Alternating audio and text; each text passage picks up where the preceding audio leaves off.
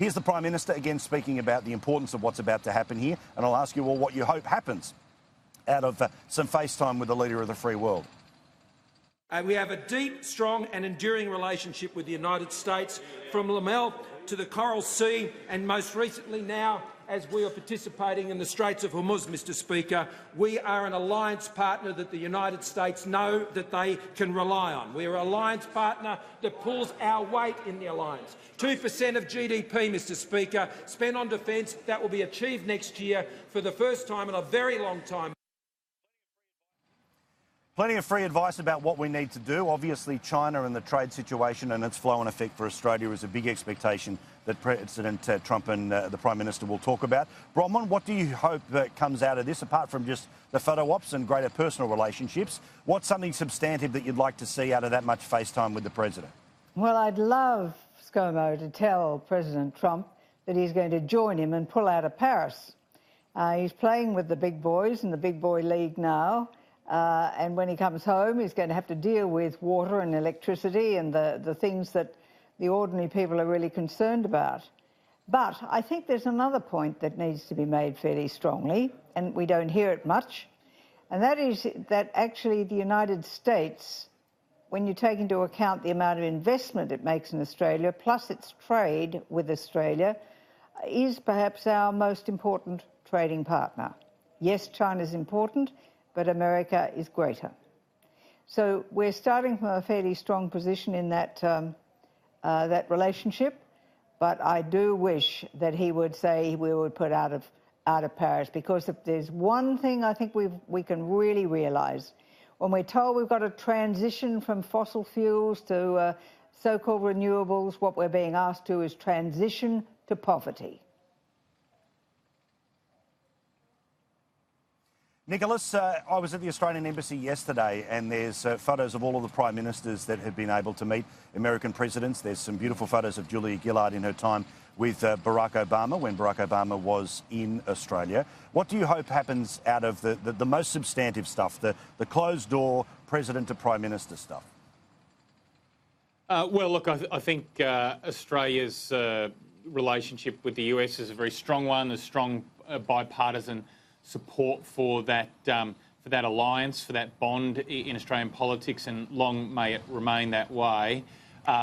Look, I do hope that this trip by Morrison can be used to be good for the United States, but I also hope that it's good for Australia. And so I do hope that Scott Morrison holds his own in conversations with Donald Trump. I'm not trying to suggest that he's going to do otherwise, but we need a Prime Minister who will put Australia's interest first. I mean, Bronwyn mentioned trade, and of course Australia's trade relationship with the United States is very important.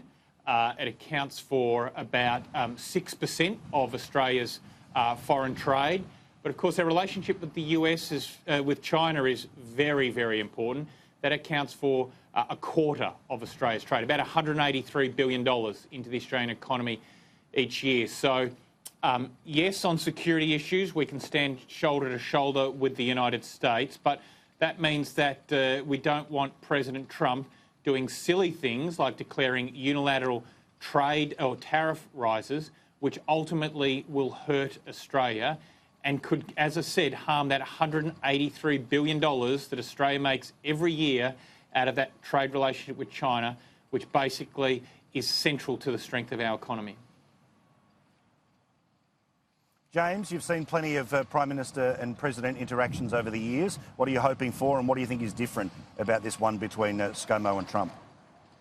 Well, I think it's good that we're being given the royal treatment. There's as far as I'm aware, there's absolutely no downside to it. And the fact that we get on well with this administration is a plus.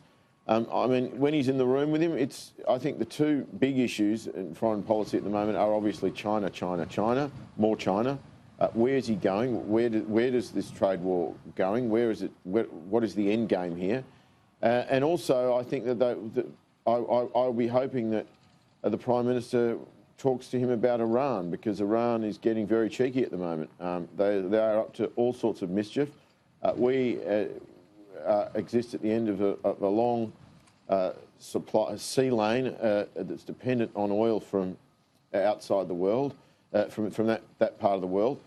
It's important that there's a plan there, and if it's good that we're sending the frigates over there to protect keep the sea lanes open there. But if there's what is the plan with Iran? I guess that's the thing I would be wanting to know if I was Scott Morrison going into the room.